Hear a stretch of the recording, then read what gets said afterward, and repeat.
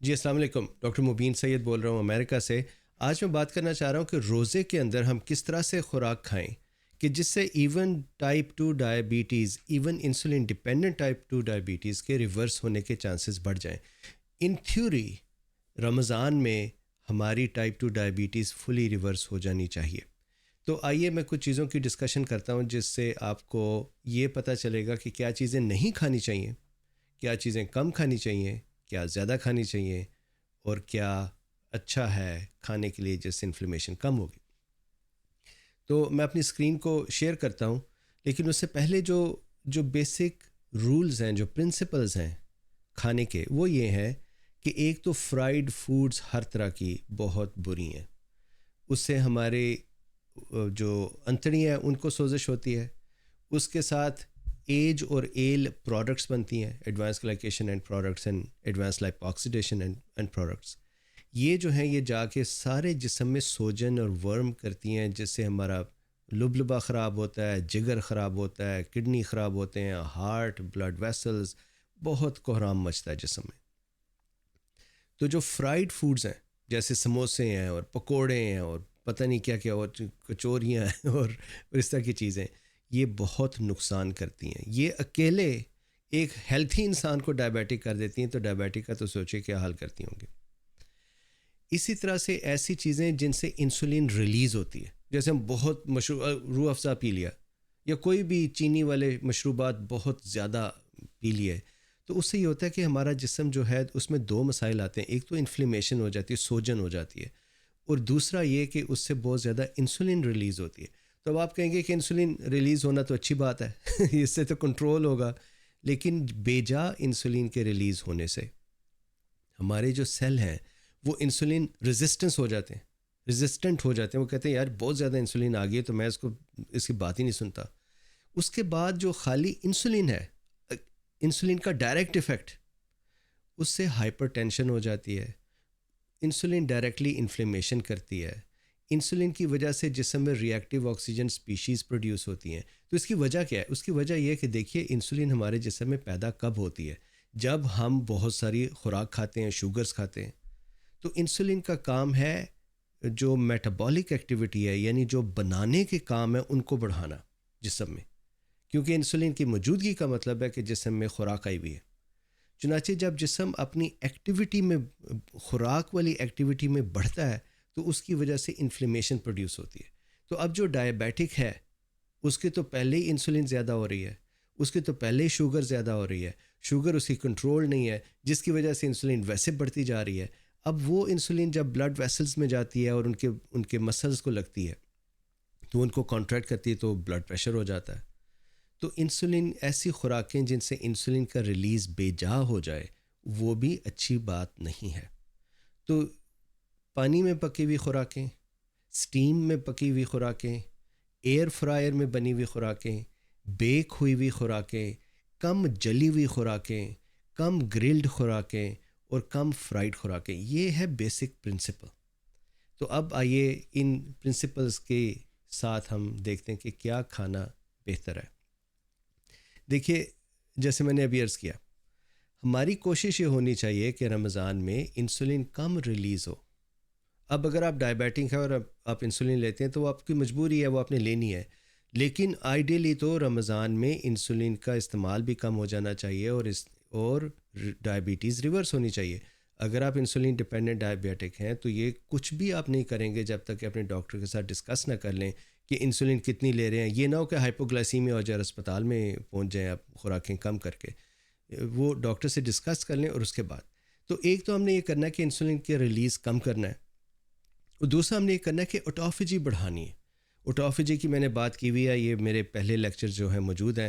معذرت چاہتا ہوں کہ 2 مہینے کا گیپ آیا، میں پاکستان گیا ہوا تھا تو اب واپس آیا ہوں تو دوبارہ سے شروع کر رہا ہوں۔ اور روزے میں تو آپ کا ڈائبٹیز ریورس ہو جانی چاہیے۔ تو بہت ہی عمدہ ٹائم ہے کہ جس میں شوگر کنٹرول ہو سکتی ہے اور ریورس ہو سکتی ہے۔ اور اس کی وہ کیسے ریورس ہو سکتی ہے، میں نے یہ ڈسکشن پہلے والے لیکچرز میں کی ہوئی ہے، بار بار ریپیٹ کرنے سے وہ ٹائم جو ہے اس پہ لگ جائے گا۔ تو دیکھیے، کیا فرائیڈ فوڈز بند، سموسے، پکوڑے، کچوریاں، یہ جو ہوتی ہیں کیا حلوہ پوڑیاں، اس طرح کی چیزیں بند۔ اس کی وجہ کیا ہے کہ یہ ایج کو بڑھاتی ہیں، ایڈوانس گلائکیشن اینڈ پروڈکٹس ہو، اور ایل ان میں موجود ہوتا ہے ایڈوانس لائپوکسیڈیشن اینڈ پروڈکٹس ہو، جس کی وجہ سے انفلیمیشن کرتی ہیں، انسولین ریزسٹنس کرتی ہیں اور جسم کو بہت نقصان پہنچاتی ہیں۔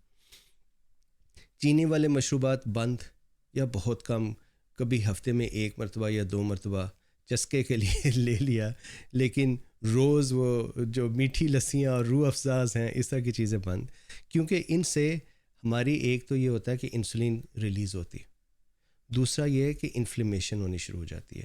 ظاہر ہے کہ کاربوہائیڈریٹس ہیں تو جس کی وجہ سے ری ایکٹیو آکسیجن سپیشیز پروڈیوس ہوں گی، اس سے بہت نقصان ہوتا ہے۔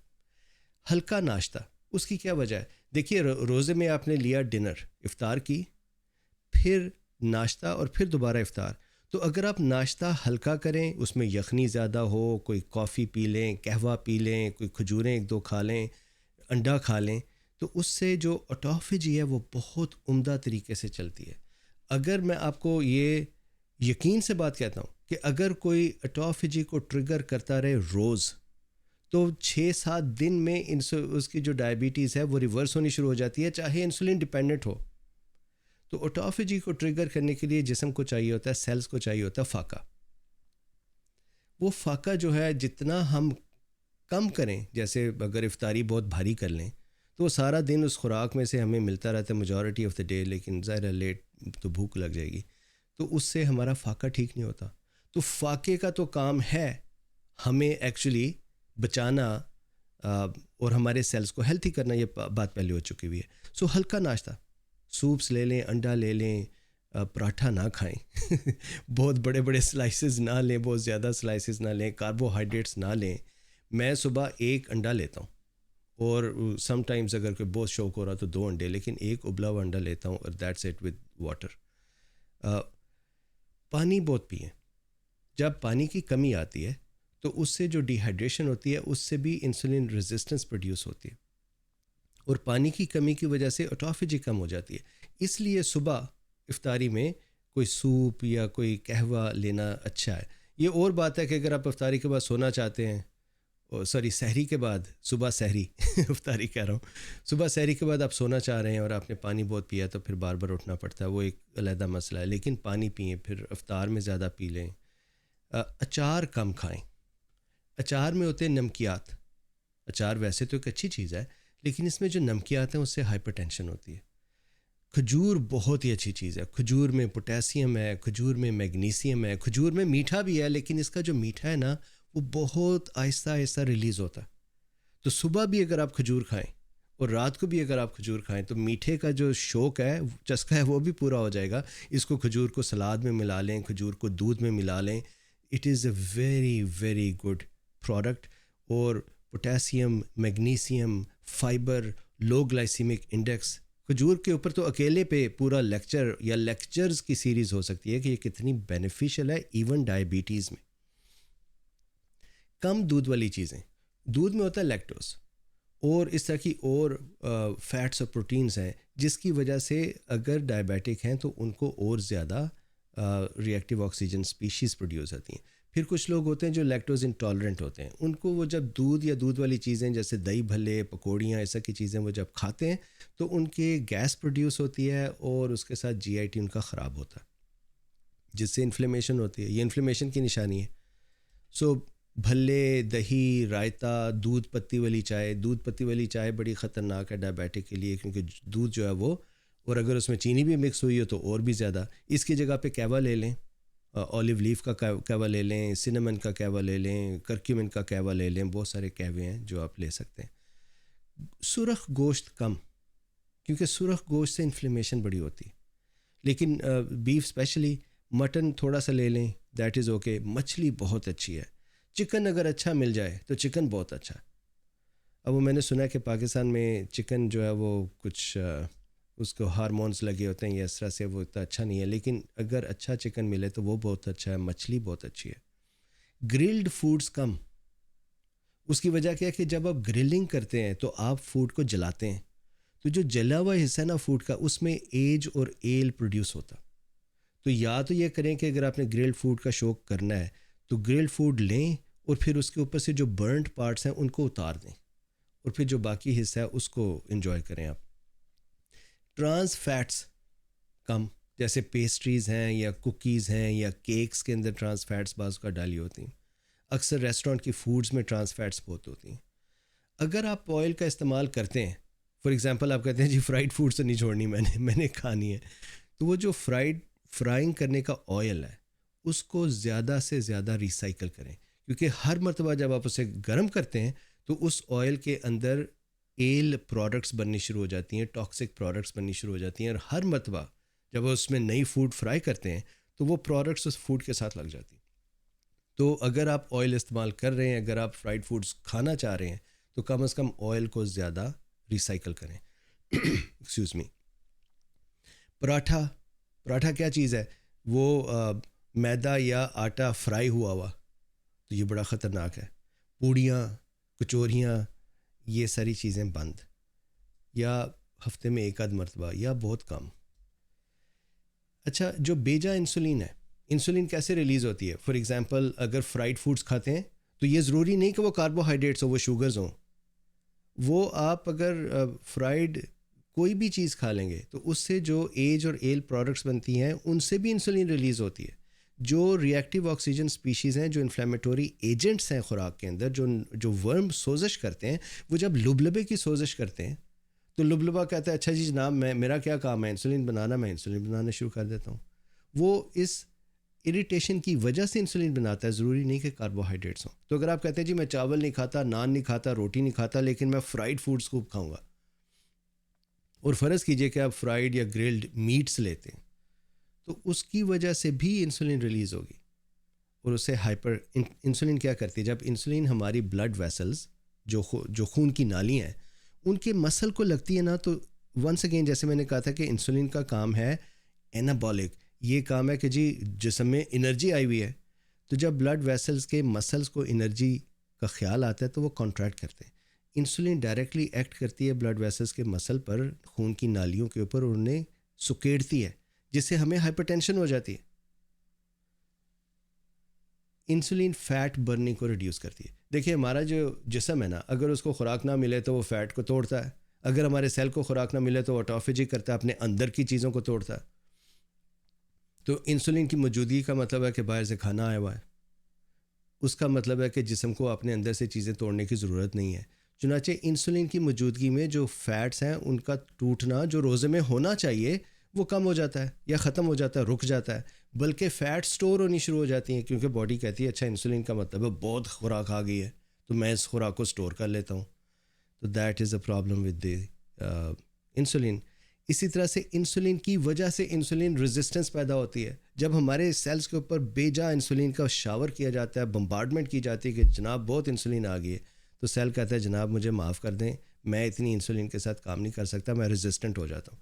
تو ڈائبٹک کا بیسک پرابلم کیا ہوتا ہے؟ Insulin resistance. اس کو جب اور انسولین کا بے وقت اس کو ملتی ہے ایکسٹرا انسولین، تو وہ اور خراب ہونے لگ جاتا ہے. ونس اگین جو ڈائبیٹکس ہیں انسولین ڈیپینڈنٹ ہیں وہ اپنے ڈاکٹرز کے ساتھ ڈسکس کریں، لیکن آئیڈیلی تو روزہ ایک ایسی وہ پریکٹس ہے کہ جس کے اندر انسولین ڈیپینڈنٹ ڈائبٹیز بھی ٹائپ 1 نہیں، ٹائپ 2 والی تو وہ ریورس ہو جانی چاہیے اگر صحیح طرح سے روزہ رکھا جائے. ہم روزے رکھتے نہیں صحیح، ہم تو کھا کے عام دنوں سے زیادہ تو روزوں میں کھاتے ہیں ہم، تو وہ تو ہم اپنے جسم کا بیڑا غرق کر دیتے ہیں. آپ شاید نوٹ کریں گے کہ وزن بڑھ جاتے ہیں، ورم سوزش بڑھ جاتی ہے. آپ افطاری کر کے سوتے ہیں، صبح اٹھتے ہیں تو آپ کی انگلیاں سوجی ہوں گی، جسم سوجا ہوتا ہے، کام صحیح طرح سے نہیں ہو رہا ہوتا. تو وہ تو ہمارا جو خوراک کا سسٹم ہے وہ تو بہت ہی غلط ہے. رمضان میں انسولین سے انفلیمیشن ہوتی ہے. کیوں؟ کیونکہ ایک مالیکیول ہے جس کو کہتے ہیں انٹرلیوکن 6، اور ایک اور ہے ٹیومر نیکروسس فیکٹر الفا. انسولین ان کو بڑھاتی ہے. یہ جو مالیکیول ہیں جب جسم میں ریلیز ہوتے ہیں یہ جسم میں سوزش پیدا کرتے ہیں. جسم سے سوزش ہوئی تو پھر اور انسولین ڈائبٹیز ہوئی کیونکہ لبلبا کی سوزش ہے، لیور کی سوزش ہوئی تو جگر کو نقصان پہنچا، کڈنی کی ورم ہوئی تو اس کو نقصان پہنچا، ہارٹ کی ورم، بلڈ ویسلز کی سوزش.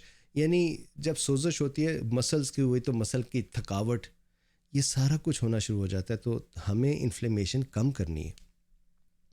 اسی طرح سے انسولین جو ہے وہ مائٹوکانڈریا، ہمارے سیلز کے اندر ایک انرجی کا پاور پلانٹ لگا ہوا ہے، اس کو مائٹوکانڈریا کہتے ہیں. یہ اس کو بہت تیزی سے چلاتی ہے، جس کی وجہ سے مائٹوکانڈریا کے اندر سے چنگاریاں نکلتی ہیں جن کو ری ایکٹیو آکسیجن سپیشیز کہتے ہیں. وہ ہر سیل کو ڈیمیج کرتی ہیں کیونکہ ہر سیل کے اندر پیدا ہوتی ہیں، سوائے نیوکلیٹڈ سیلز میں. جو میڈیکل ڈاکٹر سن رہے ہیں، نان نیوکلیٹڈ سیلز میں نہیں مائٹوکانڈریا سے کرتے اگر ان میں مائٹوکانڈریا نہ ہوں. اس کے بعد NADPH آکسیڈیز ایک انزائم ہوتا ہے، اس کو بھی انسولین بڑھاتی ہے، جس سے ری ایکٹیو آکسیجن سپیشیز بڑھتی ہیں، جس سے سیل کو نقصان ہوتا ہے. اسی طرح سے FOXO اینڈ NRF یہ اینٹی آکسیڈنٹس ہیں ہمارے جسم میں. جیسے ری ایکٹیو آکسیجن سپیشیز جن کو میں چنگاریاں کہتا ہوں وہ سیل کے اندر بنتی ہیں، تو ان چنگاریوں کو بجھانے کے سسٹم بھی ہیں جن کو اینٹی آکسیڈنٹس کہتے ہیں، جیسے وٹامن C وغیرہ ہے، گلوٹاتھائون ہے. انسولین جو ہے یہ جو سسٹم ہے جو اینٹی آکسیڈنٹ ہیں ان کو بلاک کرتی ہے. تو ایک طرف سے چنگاریاں بڑھاتی ہے، دوسری طرف سے چنگاریوں کو بند کرنے والا سسٹم کو کم کرتی ہے، تو نقصان ہوتا ہے. اسی طرح سے جو ایج ہے، ایڈوانس گلائکیشن اینڈ پروڈکٹس، ان کی جو پروڈکشن ہے اس کو بڑھاتی ہے. تو پھر کیا ڈاکٹر مبین یہ کہہ رہا ہے کہ سب کھانے بند؟ نہیں، اب کھائیں. پانی میں بنے ہوئے کھانے، بیک کیے ہوئے کھانے بہتر ہیں، اسٹیم کیے ہوئے کھانے بہتر ہیں، ایئر فرائی کیے ہوئے کھانے بہتر ہیں.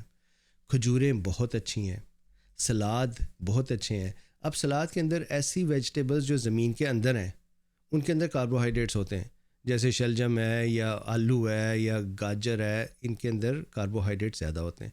جو لیفی گرینز ہیں، جو پتوں والے ایریاز ہیں، ان کے اندر کاربوہائیڈریٹس نہیں ہوتے.